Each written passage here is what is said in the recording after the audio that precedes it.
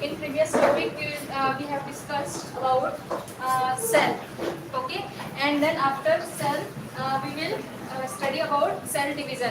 तो cell division होता क्या है, एक cell क्या है डिवाइड होकर के क्या करता है, एक सेल डिवाइड होकर के दो या दो से अधिक सेल का फॉर्मेशन करता है, उसे ही हम क्या बोलते हैं, सेल डिवीजन। ठीक है, तो the process in which the parent cell divide into two daughter cell is called cell division. फिर सेल डिवीजन कितने टाइप्स के होते हैं, ठीक है, तो सेल डिवीजन कितने टाइप्स के होंगे, बेसिकली टू टाइप्स के होते हैं। फर्स्ट है माइटोसिस एंड सेकेंड है मियोसिस। ठीक है, तो जब एक सेल डिवाइड होकर के टू डॉटर सेल का फॉर्मेशन करेगा, one cell divide into two daughter cell, this process is called mitosis. And one cell divide into four daughter cell is called meiosis. Okay.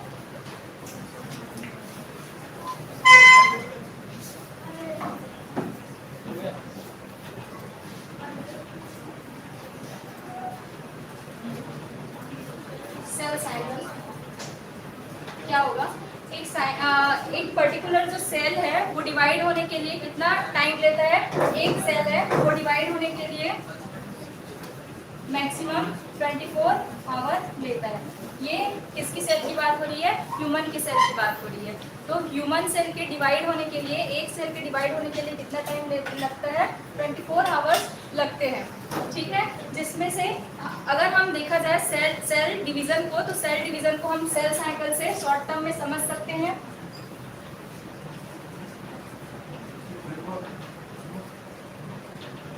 ठीक है, ये सेल साइकिल, तो cell cycle होता क्या है, cell का साइकिल मतलब कि एक सेल जो है डिवाइड होने के लिए कितने प्रोसेस से होकर के गुजरता है, यही उसका क्या होता है, सेल साइकिल होगा। ठीक है, तो सेल साइकिल में कौन कौन से फेजेस होते हैं उसको बताने से पहले मैं आप लोगों को टू टर्म से फेमिलियर कराना चाहती हूँ। फर्स्ट है क्या, कैरियो काइनेसिस, ठीक है, और सेकेंड है अपना साइटो काइनेसिस। ठीक है, पहले एक टिपिकल सेल का स्ट्रक्चर अगर मैं बना दूं तो एक सेल में दिखता क्या क्या है, एक सेल में क्या होगा, अगर एज्यूम करें ये एक सेल है तो सेल के सेंटर में क्या होता है, सेल के सेंटर में एक क्या होगा, ब्रेन ऑफ द सेल जिसको बोलते हैं, क्या होता है, न्यूक्लियस। ठीक है, सेंटर में क्या रहता है, न्यूक्लियस, और न्यूक्लियस के अंदर ही क्या रहता है, न्यूक्लियस के अंदर ही हमारा जेनेटिक मटेरियल रहता है। Genetic material in the sense क्या, आरएनए और डीएनए कौन से फॉर्म में रहता है, न्यूक्लियोटाइड फॉर्म में रहता है। ठीक है, अब सेल न्यूक्लियस के बाहर वाला जो पार्ट है, न्यूक्लियस का बाहर वाला पार्ट क्या कहलाता है, साइटोसोल कहलाता है। ये आपका क्या है, साइटोसोल, तो साइटोसोल है, और साइटोसोल में ही आपके सारे जो भी सेल के ऑर्गेनल्स रहते हैं, सेल ऑर्गन क्या क्या रहते हैं, जैसे क्या है, माइटोकॉन्ड्रिया हो गया, गोल्गी ऑपरेटस हो गया, राइबोसोम हो गया, और क्या, लाइसोसोम है ना। तो बहुत सारे जितने भी सेल के अंदर ऑर्गेनल्स रहते हैं वो कहाँ पर रहते हैं, साइटोसोल में रहते हैं। ठीक है, तो साइटोसोल क्या करता है, साइटोसोल मीडियम प्रोवाइड करता है किसको, ऑर्गेनल्स को वहां पर रहने के लिए। ठीक है, फिर क्या होगा, तो देखो क्या है,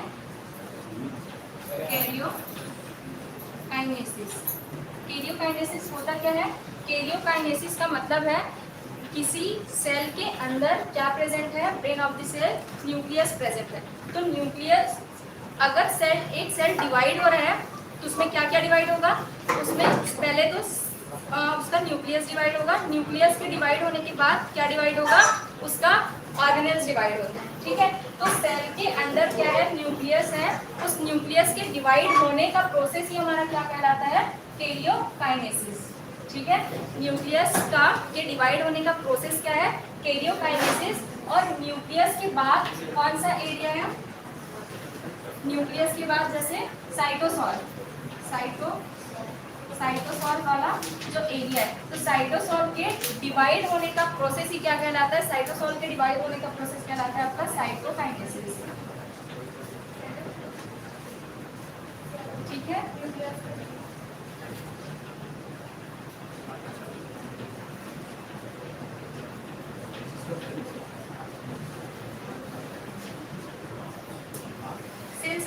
सेल साइकिल पढ़ेंगे।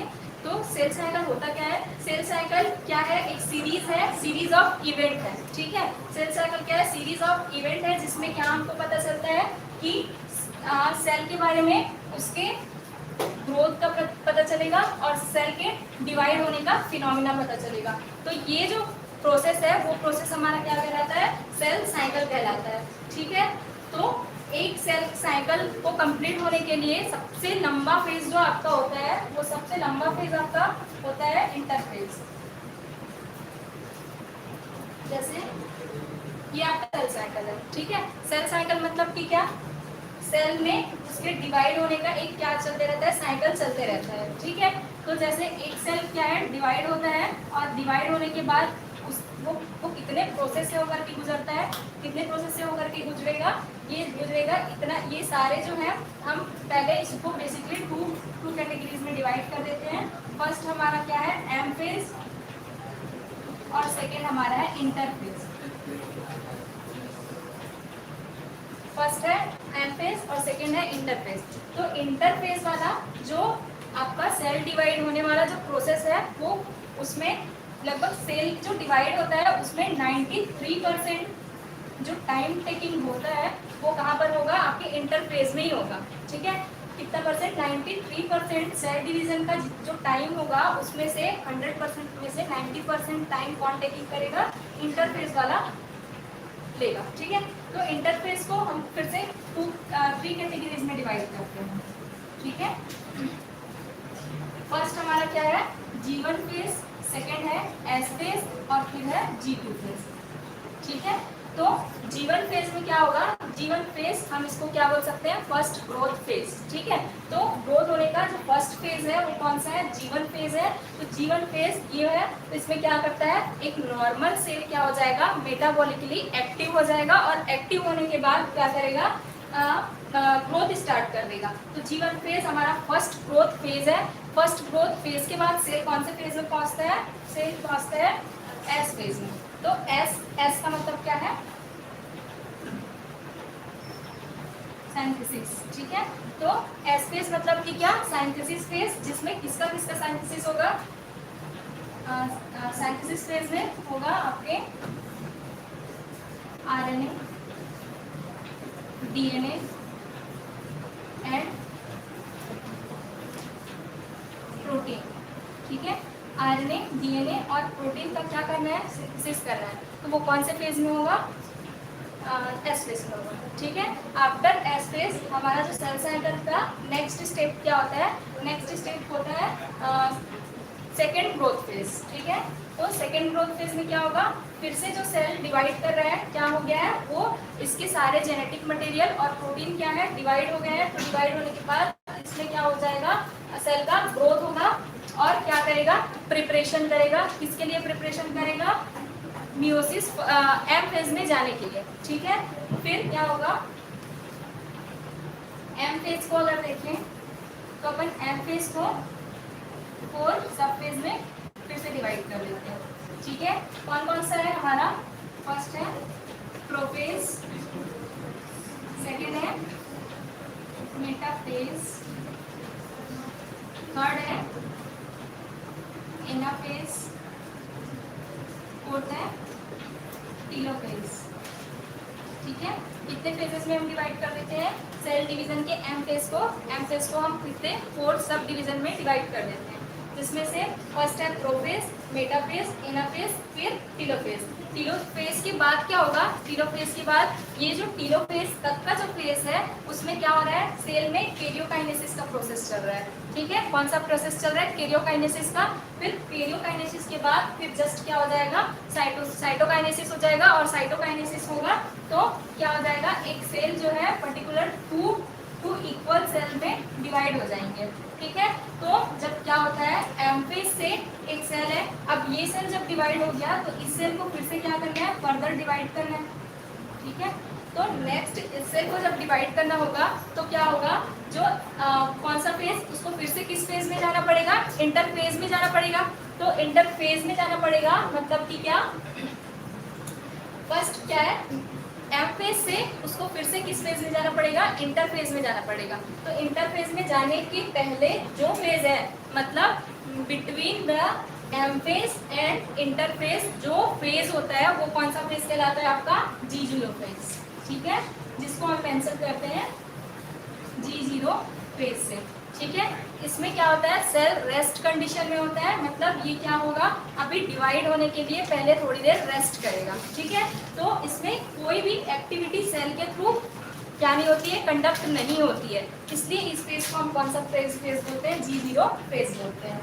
ठीक है, तो ये हो गया अब हमारा सेल साइकिल। सेल साइकिल में कितने प्रोसेस होती है, 2 फेजेस होते हैं, इंटरफेज और एम फेज। इंटरफेज को हम G1 फेज, एस फेज और G2 फेज में डिवाइड कर देते हैं। एम फेज को हम प्रोफेज, मेटाफेज, एनाफेज और टेलोफेज में डिवाइड कर देते हैं। ठीक है,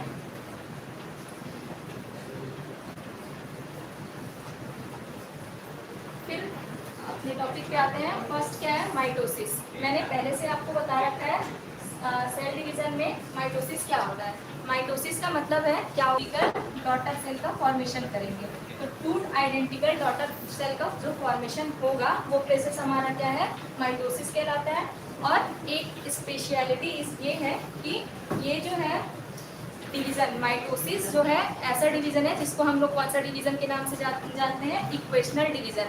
इक्वेशनल डिवीजन मतलब कि क्या, जो सेल के अंदर क्या है, जेनेटिक मटेरियल है। ठीक है, सेल के अंदर क्या है, क्रोमोसोम, जेनेटिक मटेरियल, वो क्या हो रहा है, इक्वल पार्ट में डिवाइड हो रहा है। इस वजह से हम इसको क्या बोलते हैं, इक्वेशनल डिवीजन बोलते हैं। ठीक है, मतलब इसका जो जेनेटिक मटेरियल है पहले वो कौन से कंडीशन में है, 2n के कंडीशन में है। 2n का मतलब होगा एक n का मतलब है, n का मतलब होगा, ये n का मतलब है क्रोमोसोम। ठीक है, क्रोमोसोम। तो 2n का मतलब क्या है कि हमारे बॉडी में जो एक सेल में क्या होता है, जो क्रोमोसोम के नंबर्स कितने होते हैं, डुप्लाइड होते हैं, मतलब कि दो के एक के सेट में होता है। ठीक है, इस वजह से हम इसको क्या बोलते हैं, 2n कंडीशन। फिर ये डिवाइड होकर के भी कितने n कंडीशन में होता है, 2n कंडीशन, और 2n कंडीशन में ही क्या हो जाता है, डिवाइड हो जाता है। ठीक है, इस वजह से जो माइटोसिस है, माइटोसिस का जो डिवीजन है उसको हम लोग बोलते हैं इक्वेशनल डिवीजन। ठीक है, अब आते हैं होता क्या है, सेल साइकिल के बारे में पढ़ लिए, माइटोसिस का डेफिनेशन पढ़ लिए। अब माइटोसिस जो है उसमें साइटोकाइनेसिस और कैरियोकाइनेसिस का जो पूरा प्रोसेस है वो होता कैसे है। ठीक है,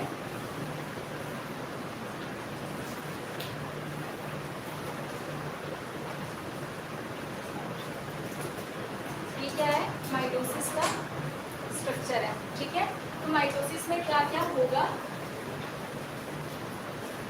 सबसे पहले क्या है, एक सेल है, सेल अपने रेस्टिंग कंडीशन पे है। ठीक है, रेस्टिंग कंडीशन पे है मतलब उसमें कोई भी मेटाबॉलिकली एक्टिविटी नहीं हो रही है। ठीक है, तो जैसे ही क्या होगा, सेल डिवाइड होगा, तो डिवाइड होना जब स्टार्ट करेगा तो डिवाइड होने से पहले क्या होगा, सबसे पहले वो क्या हो जाएगा, वो सबसे पहले क्या हो जाएगा, मेटाबॉलिकली एक्टिव हो जाएगा।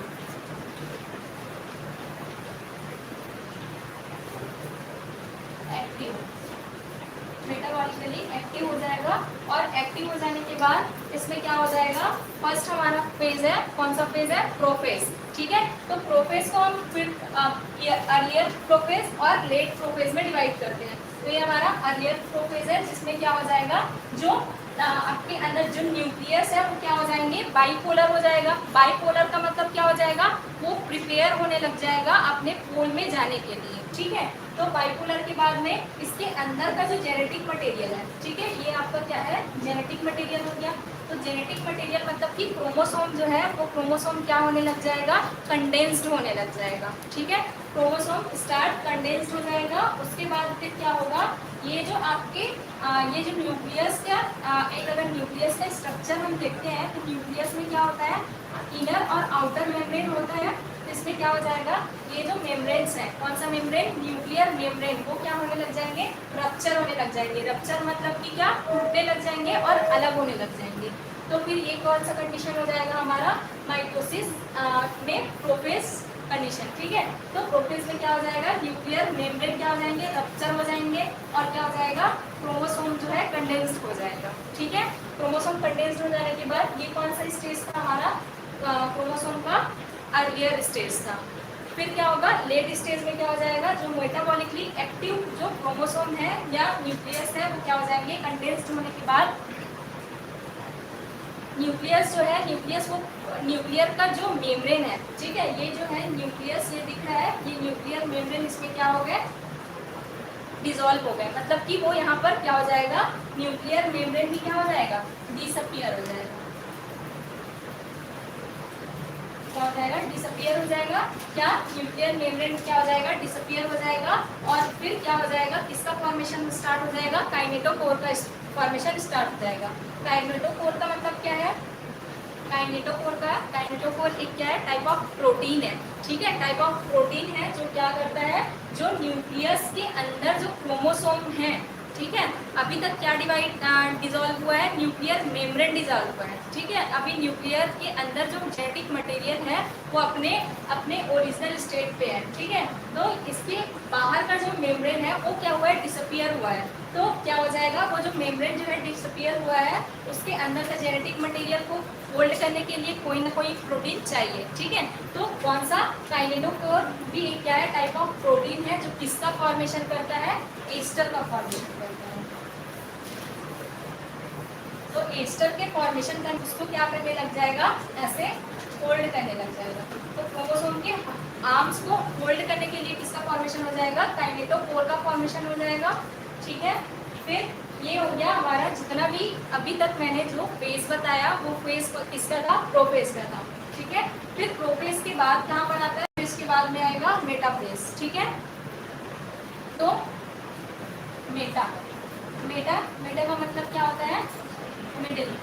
ठीक है, मिडिल मतलब कि जो हमारे क्रोमोसोम्स हैं वो कहाँ पर आ जाएंगे, मिडिल प्लेट में आ जाएंगे। ठीक है, जो अगर मैं देखूं सेल का, तो ये क्या है, ये सेल क्या है, सर्कुलर है। तो सर्कुलर जो सेल है उसके ये दोनों क्या हो जाएंगे, उसके पोल्स हो जाएंगे। तो दोनों पोल की क्या है, बीच में आ जाएंगे और किसका फॉर्मेशन कर लेंगे, सेल प्लेट का फॉर्मेशन कर लेंगे। ठीक है, सेल प्लेट का फॉर्मेशन करेंगे और जो जितने भी क्रोमोसोम है वो कहाँ पर, उस प्लेट को हम कौन सा प्लेट बोलते हैं, इक्विटोरियल प्लेट। ठीक है, कौन सा प्लेट, इक्विटोरियल प्लेट। तो इक्विटोरियल प्लेट पर आ जाएगा और उसके बाद फिर क्या करेगा, स्पाइंडल्स जो है, अभी तक इसका फॉर्मेशन हुआ था, काइनेटोकोर का फॉर्मेशन हुआ था, वो इसको क्या करके रखेगा, ये जो दोनों है उसको होल्ड करके रखेगा। ठीक है, किसको, क्रोमोसोम को होल्ड करके रखेगा। और फिर क्या हो जाएंगे, ये पोलर बॉडी का भी फॉर्मेशन इसी समय हो जाएगा। ठीक है, फिर उसके बाद क्या होगा, उसके बाद अब क्या होगा, ये मेटाफेज वाला स्टेज के बाद नेक्स्ट स्टेज हमारा आता है एनाफेज। एनाफेज में क्या हो जाएगा, जो मिडिल में आए हैं, मतलब कि जो किसका फॉर्मेशन हुआ है, मेटाफेज या कौन से प्लेट का, इक्विटोरियल प्लेट का फॉर्मेशन हुआ है, वो इक्विटोरियल जो प्लेट है वो क्या हो जाएंगे, एना का मतलब है कि जो पोल है ना, ये आपके नंबर ऑफ सेट्स में क्रोमोसोम दिख रहे हैं, जैसे ये कैसे है, ऐसा है। ठीक है, इसको होल्ड करके रखा है काइनेटोकोर, ये ऐसा है, कौन से स्टेज में, मेटाफेजिक स्टेज में। ठीक है, ऐसा। तो ये वाला जो पार्ट है आपका काइनेटोकोर है, जो इसको क्या, किसको, क्रोमोसोम को होल्ड करके रखा है। ठीक है, होल्ड करने के बाद अब क्या है, एनाफेज जब आएगा तो क्या हो जाएगा, ये जो पोल्स दिख रहे हैं, तो इसका ये हाफ साइड क्या हो जाएगा, ऐसे, इसका आधा हिस्सा किधर चला जाएगा, इधर, क्योंकि जो एस्टर है, एस्टर क्या है, बाइपोलर नेचर के होते हैं। बाइपोलर नेचर मतलब कि ये आधा क्या हो जाएगा, जैसे हम जानते हैं प्लस और माइनस जहाँ पे है वहाँ पर क्या हो जाएगा, अट्रैक्ट होगा, और माइनस एंड माइनस माइनस एक साथ है या प्लस प्लस एक साथ है तो क्या हो जाता है, रिपेल्ट होता है। तो ये जो क्रोमोसोम के आर्म्स होते हैं वो कौन से चार्ज के होते हैं, निगेटिव चार्ज के होंगे। इस वजह से ये क्रोमोसोम कौन से फेज में, एना फेज में एक दूसरे को रिपेल्ट करेगा, और रिपेल्ट करने के बाद इसका हाफ जो है जेनेटिक मटेरियल किधर चला जाएगा, अपसाइड पोल पे चला जाएगा, और हाफ जो जेनेटिक मटेरियल है वो इस पोल की तरफ आ जाएगा। ठीक है, तो ये वाला जो स्ट्रक्चर दिख रहा है वो एना फेज का है, जिसमें आपकी जो है क्रोमोसोम्स या जेनेटिक मटेरियल कहाँ पर चला गया है, पोल पे चला गया। ठीक है, फिर पोल में जाने के बाद क्या हो जाएगा, इसीलिए हम लोग क्या बोलते हैं, पोलर माइक्रोट्यूब्यूल्स, जो क्या करेगा, पोल्स में जाने के लिए इसको जो होल्ड करेगा। ठीक है, फिर क्या हो जाएगा, एनाफेज के बाद सेल डिवीजन कहाँ पर चले जाएगा, टीलोफेज में। तो टीलोफेज में जाएगा, तो टीलो का मतलब होता है क्या, टीलो का मतलब होता है एंड। ठीक है, तो सेल डिवीजन जो है कहाँ पर एंड हो जाएगा, टीलोफेज में एंड हो जाएगा। कंप्लीटली तो नहीं एंड होगा, कौन सा आपका कैरियोकाइनेसिस वाला स्टेज है वो कहाँ पर एंड हो जाएगा, टीलोफेज में एंड हो जाएगा। और क्या हो जाएगा, फिर से जितने भी आपके सेल ऑर्गेनेल्स हैं, कौन कौन सा ऑर्गेनेल्स था, माइटोकॉन्ड्रिया, गोल्गी ऑपरेटर्स और ईआर हो गया, जितने भी सेल ऑपरेटर्स थे वो क्या हो गए थे, इस प्रोफेज में क्या हो गए थे, डिसअपियर हो गए थे। वो फिर से टीलोफेज स्टेज में आने के बाद क्या हो जाएगा, रीअपियर हो जाएगा। क्या हो जाएगा, रीअपियर हो जाएगा। और रीअपियर होने के बाद में इसका फॉर्मेशन हो जाएगा, न्यूक्लियर मेम्ब्रेन का भी फॉर्मेशन हो जाएगा। न्यूक्लियर मेम्ब्रेन का फॉर्मेशन होने के बाद ये जो है, ये अपना अलग न्यूक्लियस बना लिया, और ये अपना अलग न्यूक्लियस बना लिया। ठीक है, और नंबर ऑफ न्यूक्लियस जो है, नंबर ऑफ न्यूक्लियस तो 2 हो गए, लेकिन उसके जो जेनेटिक मटेरियल है वो भी डुप्लीकेट हो गया, और डुप्लीकेट होकर के कहा कितने नंबर ऑफ हो गए, इधर भी 2 और इधर भी 2 के सेट में हो गया। तो ये आपका कौन सा प्रोसेस कंप्लीट हो जाता है, कैरियोकाइनेसिस का। काइनेसिस का प्रोसेस कंप्लीट हो जाता है, कैरियोकाइनेसिस। और कैरियोकाइनेसिस के बाद ये तो न्यूक्लियस डिवाइड हो गया है ना, न्यूक्लियस डिवाइड हो जाने के बाद अपने को किसको डिवाइड करना है, जो न्यूक्लियस डिवाइड हुआ है उसके अंदर जो साइटोसोल है उसको डिवाइड करना है। तो साइटोसोल कैसे डिवाइड हो जाएगा, सबसे पहले क्या होगा, यहाँ पर ऐसे फरो का फॉर्मेशन होगा, मतलब कि क्या हो जाएंगे, ग्रूव बन जाएंगे, और फिर ये अंदर चला जाएगा। और अंदर चले जाने के बाद ये देखो, ये वाला जो प्लेट है वो किसका फॉर्मेशन कर लेगा, सेल प्लेट का फॉर्मेशन कर लेगा। और सेल प्लेट के फॉर्मेशन के बाद ये क्या हो जाएगा, ये जो सेल प्लेट है वो डिसॉल्व हो जाएगा, और सिंगल सिंगल एक अलग क्या है, सिंगल सेल बना लेंगे। ठीक है, तो ये हो गया हमारा कौन सा डिवीजन, माइटोसिस। ठीक है, तो माइटोसिस आई होप कि समझ आया हो। ठीक है, फिर माइटोसिस के बाद नेक्स्ट जो स्टेज है वो किसका है, मियोसिस। ठीक है, मियोसिस में क्या होगा, मियोसिस इज द प्रोसेस। ठीक है, सबसे पहले तो मियोसिस को हम कौन सा डिवीजन बोलते हैं, मियोसिस को हम रिडक्शनल डिवीजन बोलते हैं। ठीक है, मियोसिस को हम रिडक्शनल डिवीजन इसलिए बोलते हैं क्योंकि अभी तक हमने जो सेल डिवीजन देखा, तो सेल डिवीजन जिसमें देखा उसमें क्या हुआ था, एक जो सेल है वो डिवाइड होकर के 2 डॉटर सेल बनाए, मतलब उसके जो जेनेटिक मटेरियल है वो भी क्या था, अभी तक इक्वल था। ठीक है, इस वजह से हम माइटोसिस को कौन सा डिवीजन बोल रहे थे, इक्वेशनल डिवीजन। अब वो क्या है, डिवाइड होकर के क्या हुआ, मतलब कि उसके नंबर ऑफ क्रोमोसोम क्या हो गए, कम हो गए। ठीक है, तो नंबर ऑफ क्रोमोसोम मतलब कि जब एक सेल डिवाइड होगा, और एक सेल डिवाइड करके कितने सेल बना लेगा, 4 सेल बना लेगा। तो 4 सेल बना लेगा, तो इसके अंदर का भी जेनेटिक मटेरियल क्या है, ड्यूप्लाइड है,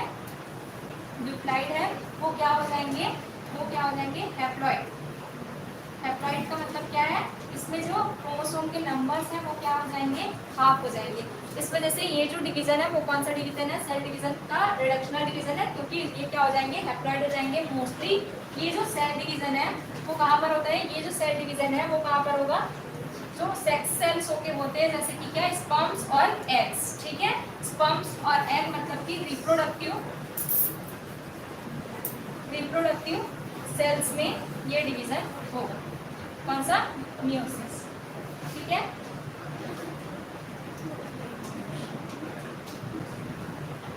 अगर मैं मियोसिस को देखूं, मियोसिस जो डिवीजन है वो क्या है,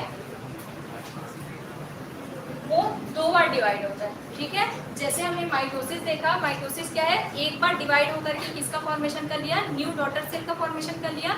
वैसे ही जो मियोसिस है, मियोसिस में जो डिवीजन होता है वो टू पार्ट में डिवाइड होकर के होगा। फर्स्ट होगा मियोसिस, मियोसिस फर्स्ट, ठीक है, फिर होता है मियोसिस, मियोसिस सेकेंड, ठीक है, मियोसिस सेकेंड। इसमें भी सारे जो प्रोसेस है वैसे ही सेम चलेंगे। तो मियोसिस जो है उसमें फर्स्ट क्या हो जाएगा, प्रोफेज, प्रोफेज फर्स्ट हो जाएगा। फिर इसको डिवाइड करते हैं मेटाफेज फर्स्ट में, फिर एनाफेज फर्स्ट, फिर डिवाइड करते हैं टेलोफेज, टेलोफेज फर्स्ट। वैसे ही इधर भी हो जाएगा ये सारे प्रोसेस, जैसे कि प्रोफेज सेकेंड, फिर मेटाफेज सेकेंड, फिर एनाफेज सेकेंड और फिर टेलोफेज सेकेंड। फिर जो प्रोफेज फर्स्ट है इसके और कितने डिवाइड होते हैं, 5 डिवीजन होगा। ठीक है, कौन कौन सा, फर्स्ट है क्या, लेप्टोटीन, लेप्टोटीन, सेकेंड क्या है, जाइगोटीन, फिर है थर्ड पेकाइटिन, पेकाइटिन के बाद कौन सा, डिप्लोटीन, डिप्लोटीन के बाद डाइकाइनेसिस। ठीक है, ये सारे जो प्रोसेस है वो कौन सा है आपका, ये जो है, ये सारे जो है वो एक सिंगल डिवीजन, कौन सा डिवीजन, प्रोफेज फर्स्ट का ही पार्ट है। ठीक है, प्रोफेज फर्स्ट में जितने भी सीक्वेंशियल जो सब डिवीजन है वो ये सारे हैं। ठीक है,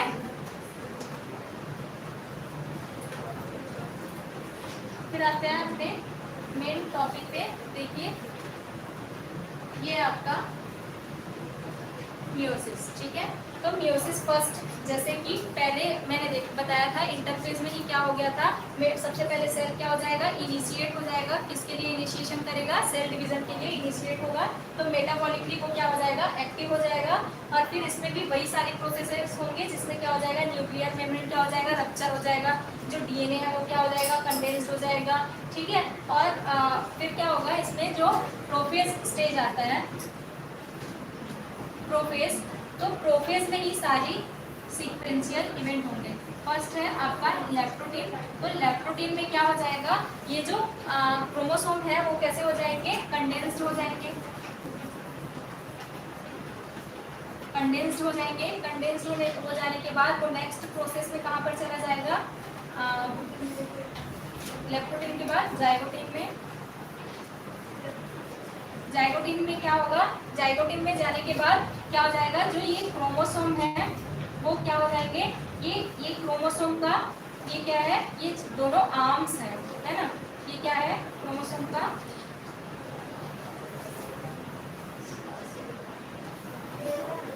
ये क्या है क्रोमोसोम है, ये क्या सेंट्रोमियर है, और ये भी एक क्या है क्रोमोसोम है। तो जो क्रोमोसोम के आर्म्स जो होंगे, क्रोमोसोम के आर्म्स क्या हो जाएंगे, एक दूसरे से अटैच हो जाएंगे। तो जहां पर जो अटैचमेंट होता है इसे ही हम बोलते हैं साइनेप्सिस, साइनेप्सिस। और ये जो दोनों मिलकर के जो कॉम्प्लेक्स का फॉर्मेशन हुआ है उसे बोलते हैं साइनेप्टोनिमल, साइनेप्टोनिमल कॉम्प्लेक्स। ठीक है, तो क्या होगा, जो क्रोमोसोम के सेल डिवीजन का जो कौन सा स्टेज है, लैक्टोटीन, जाइगोटीन वाला स्टेज है। तो जाइगोटीन स्टेज में ही क्या होता है, आपके किसका फॉर्मेशन होगा, साइनेप्टोनिमल कॉम्प्लेक्स का फॉर्मेशन होगा। और क्या होगा, साइनेप्टोनिमल कॉम्प्लेक्स के साथ साथ सिनेप्सिस का भी फॉर्मेशन होगा। और जब सिनेप्सिस का फॉर्मेशन हुआ तो 1 2 3 और ये चारों आर्म्स मिलकर के किसका फॉर्मेशन कर लेते हैं, टेट्राड का। टेट्राड का फॉर्मेशन कर लेंगे, ठीक है।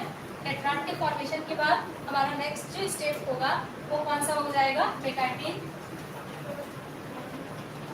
पेकाइटिन में क्या हो जाएगा, ये जो क्रोमोसोम है, क्रोमोसोम जो बने हुए हैं उसका क्या होगा, crossing over. Crossing over, crossing over कौन से स्टेज पे होता है, पेकाइटिन स्टेज पे होता है। मोस्ट इंपॉर्टेंट क्वेश्चन, जो भी क्वेश्चन इसमें से आएगा वो यहीं से आता है बेसिकली। इसमें क्या होता है, क्रोमोसोम का क्रॉसिंग ओवर होगा और किसका फॉर्मेशन होगा, रिकॉम्बिनेशन।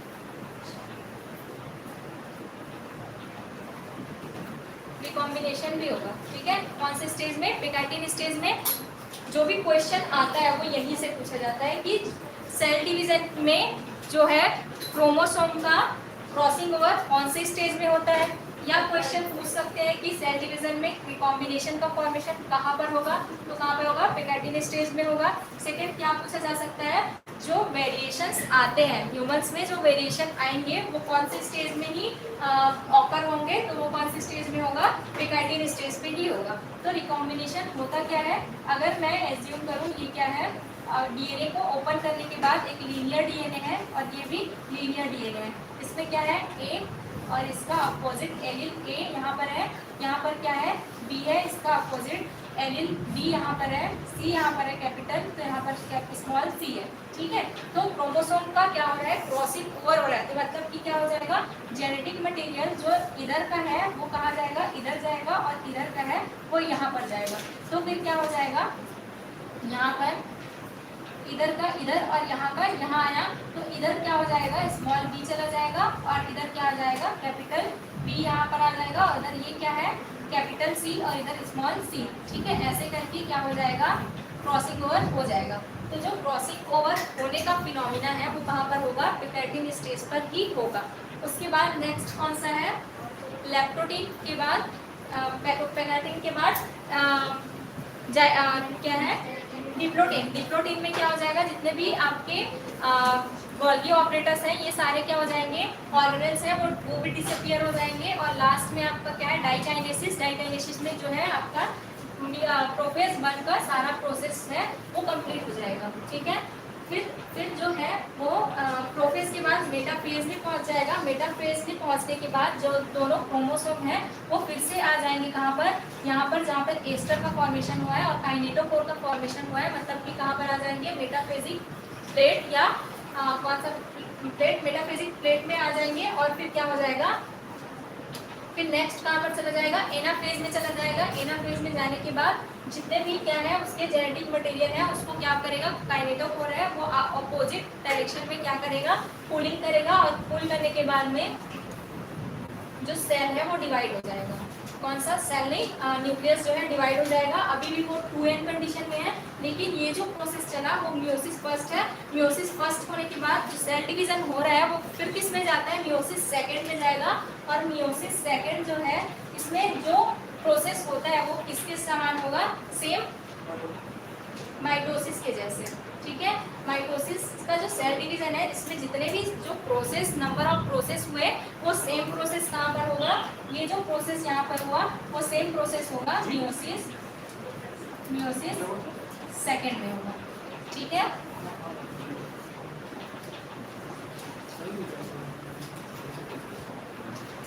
ये हमारा सेल डिवीजन मियोसिस और माइटोसिस कंप्लीट हो गया। लास्ट में मियोसिस और माइटोसिस में डिफरेंट होता क्या है ये बढ़ा देती हूँ।